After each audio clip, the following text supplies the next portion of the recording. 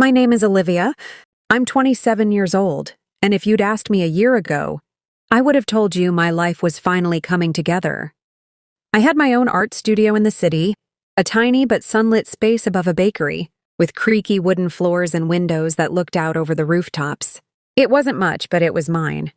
I'd spent years saving for it, working late shifts at a cafe, selling sketches at street fairs, and painting portraits for anyone who'd sit still long enough. That studio was my sanctuary, the one place where I felt like I could breathe. But if there's one thing I've learned, it's that life has a way of pulling the rug out from under you when you least expect it. It started with a phone call. I was in Berlin for an art residency, something I'd dreamed about since college. I'd just finished hanging my work for a group show when my mom called, her voice bright and cheerful. "How's Germany, Liv?" she asked, as if she hadn't just woken me up at 6 a.m. with her ringtone. I told her about the gallery, the other artists, the way the city felt alive with possibility. She listened, but I could tell she was distracted. After a few minutes, she said, "Your brother's startup is really taking off. He's got investors lined up, but he needs a little more capital to get things moving." I smiled, thinking she was just sharing news. My brother Ethan was always chasing some new idea. Apps, gadgets, you name it. He'd never stuck with anything for long, but my parents always believed this would be the one. I told her I was happy for him, and she changed the subject. We talked about the weather, my dad's new hobby, beekeeping, of all things, and how much they missed me. When we hung up, I felt a little homesick, but mostly grateful. I had my art, my studio, and a family that, despite their quirks, loved me. I didn't know then that everything was about to change. A few weeks later, I got an email from my landlord. The subject line was just my studio's address. My stomach dropped. I opened it, half expecting a rent increase or a notice about repairs. Instead, it was a formal letter. "This is to confirm the sale of the property at..." I read it 3 times before it sank in. My studio had been sold. The new owner would take possession in 2 weeks. I called my parents in a panic. My mom answered, sounding flustered. "Liv, I was going to tell you," she said quickly. "We had to make a decision. Ethan's startup needed funding, and your studio was just sitting there while you were in Berlin. We thought, well, you can paint anywhere, right?" I couldn't speak. My dad got on the line, trying to sound reasonable. "It's just a space, Olivia. You're an artist. You'll find another one.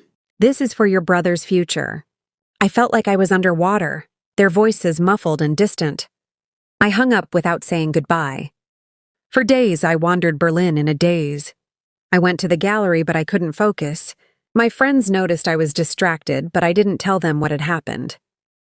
I didn't want to admit that my own family had sold the one thing I'd worked so hard for, all for a gamble on my brother's latest dream. I booked a flight home, my heart pounding the whole way. I kept replaying the conversation in my head, trying to make sense of it. Maybe there was a mistake. Maybe the sale hadn't gone through. Maybe my parents would realize what they'd done and fix it. When I landed, I went straight to my studio. The door was locked, a new name on the mailbox. I stood there for a long time, staring at the chipped paint, the window where I used to watch the sunrise. It felt like a bad dream. I went to my parents' house that evening. They were waiting for me in the kitchen.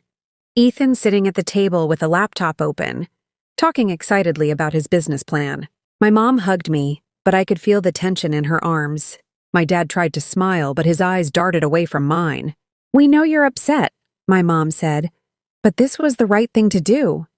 You're so talented, Liv. You'll bounce back." And Ethan, he's finally found his calling. Ethan grinned, oblivious to the storm brewing in the room. "It's going to be huge. Liv, I'll pay you back as soon as we get our first round of funding." I didn't say anything. I just sat down staring at the table, my mind racing. Before I go on, I just want to say, please, like and subscribe the channel, and also tell me in the comments from where you watched this video. Now come back to the story Tikana Asa Edgarnaha. That night, I lay awake, staring at the ceiling. I thought about all the hours I'd spent in that studio, painting, until my hands cramped. laughing with friends over cheap wine, crying when a piece didn't turn out the way I'd hoped. It wasn't just a space. It was my life. But as I replayed the conversation with my parents, something strange happened. I started to smile, not because I was happy, but because I realized they had no idea what they'd actually sold. The next morning, I woke up early, the memory of my parents' words echoing in my mind. "You can paint anywhere."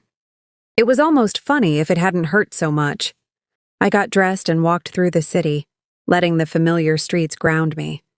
Every corner reminded me of my old routine: coffee from the corner shop, the shortcut through the park, the bakery downstairs from my studio. I wondered if the new owner had noticed the way the sunlight hit the windows at exactly 8:15 every morning, or if they'd found the tiny paint splatters on the floorboards that I'd never managed to scrub out. I tried to distract myself by visiting old friends, but every conversation circled back to the same question: what would I do now? Some offered sympathy, others advice. "You'll find a new space," they said. "Maybe this is a sign to try something different."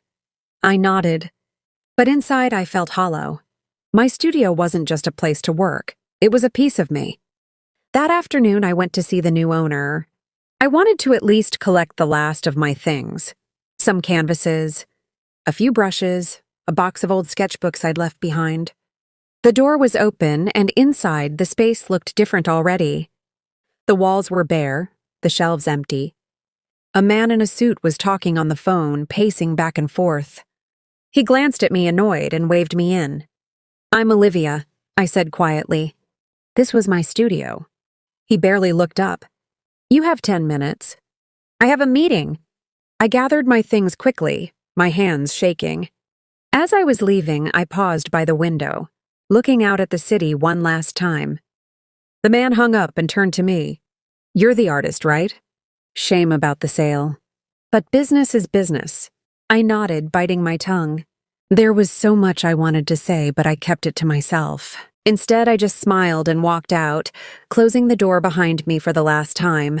Back at my parents' house, Ethan was in the living room, surrounded by boxes and wires, talking loudly on the phone about seed funding and market disruption.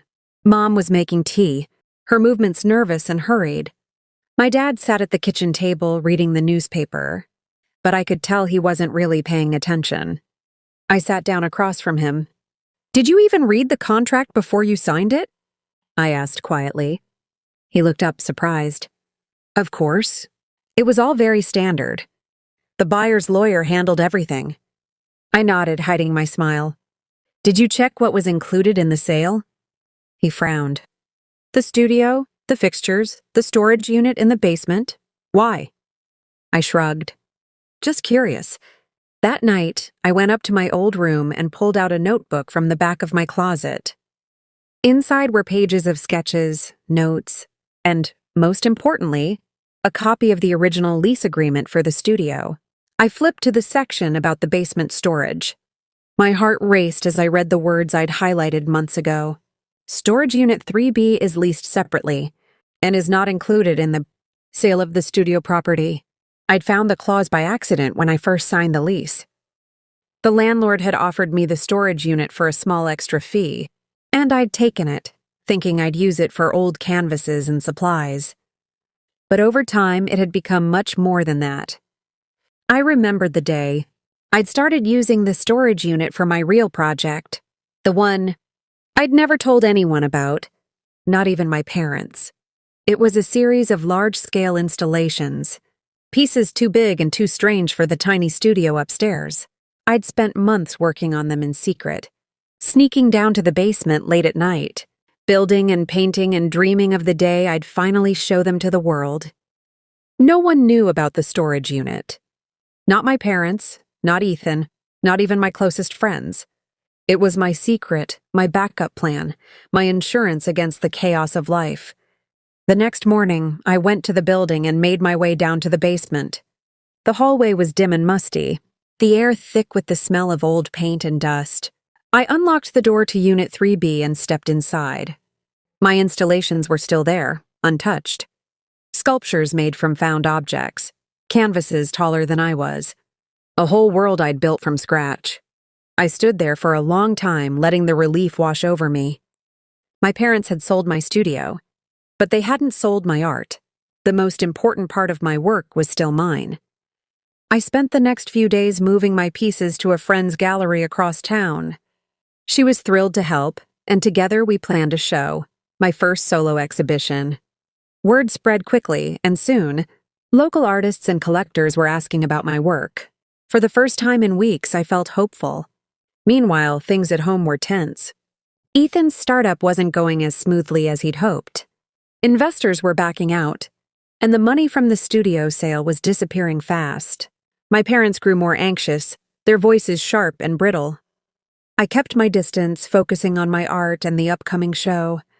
A week later, my parents called a family meeting. We sat around the kitchen table, the air thick with tension. My mom looked tired, her eyes rimmed with worry. My dad cleared his throat. "Olivia, we know you're upset about the studio.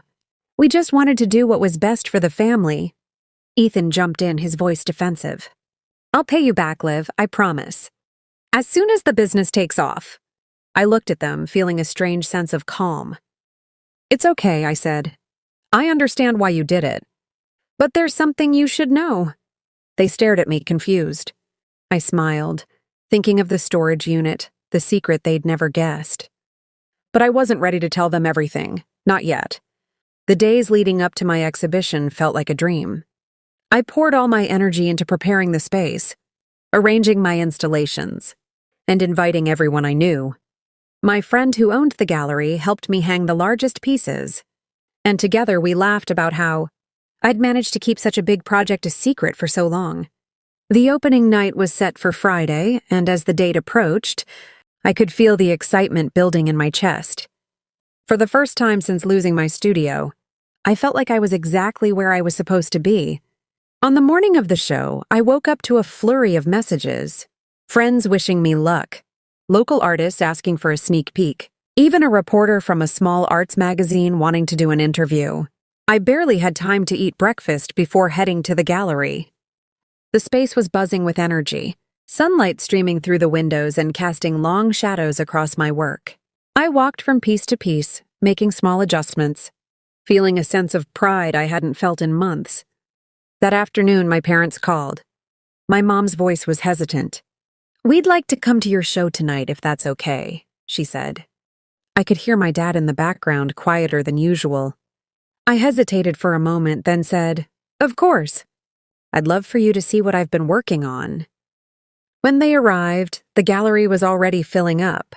Ethan trailed behind them, looking distracted, his phone glued to his hand. My parents wandered through the space, stopping in front of each installation, their faces a mix of surprise and awe. My mom reached out to touch one of the sculptures, her eyes wide. "Olivia, these are incredible. When did you make all this?" I smiled. "Over the past year.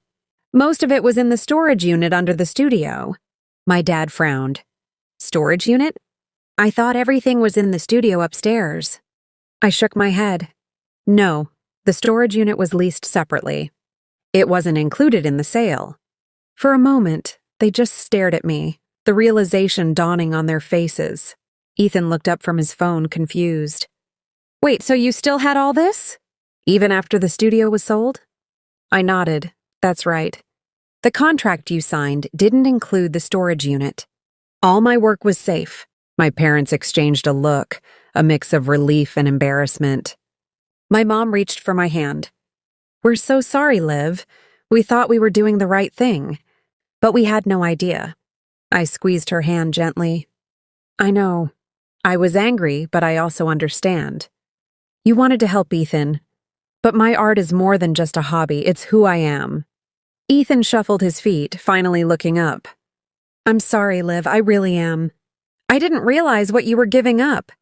I smiled, feeling a weight lift from my shoulders. "It's okay. We all make mistakes, but I hope you can see now why that studio meant so much to me." As the evening went on, more people arrived. The gallery buzzed with conversation, laughter, and the occasional gasp of surprise as someone discovered a hidden detail. in one of my pieces. The reporter from the arts magazine interviewed me, asking about my process, my inspiration, and how I'd managed to keep my work a secret. I told her about the storage unit, about the late nights and early mornings, about the way art had always been my way of making sense of the world. By the end of the night, I'd sold 3 pieces and received offers for 2 more. My parents stayed until the very end, helping me clean up and pack away the unsold work. As we left the gallery, my dad put his arm around my shoulders. "We're proud of you, Olivia, truly." I smiled, feeling a sense of closure. The studio was gone, but my art and my spirit were very much alive. Later, as I walked home under the city lights, I thought about everything that had happened. Losing my studio had felt like the end of the world, but it had forced me to find new ways to create, to adapt, to trust myself. My parents had made a mistake, but they'd also given me a chance to prove just how resilient I could be. If you've watched this far, thank you for staying with me through this story. Please remember to like and subscribe to the channel, and let me know in the comments where you're watching from. And if you ever feel like someone has taken something from you, remember sometimes what matters most can't be sold, lost, or stolen. Sometimes it's the part of you that no one else can touch. That night, as I drifted off to sleep, I felt a quiet sense of victory. My parents had sold my studio, but they hadn't sold my dreams. And in the end, that made all the difference.